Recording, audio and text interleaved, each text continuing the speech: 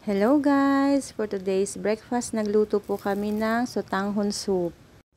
Nilagyan lang po namin ng gulay, saka kung anong meron dito sa bahay, at naglaga nga kami ng egg.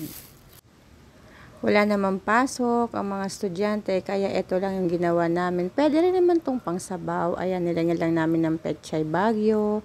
At nilagay ko na yung nilagang itlog guys. May konti rin kaming dumplings nilagay ko. Sarap nito guys, pwede na rin tong pang-ulam at sarap humigop ng sabaw dahil medyo malamig na ngayon.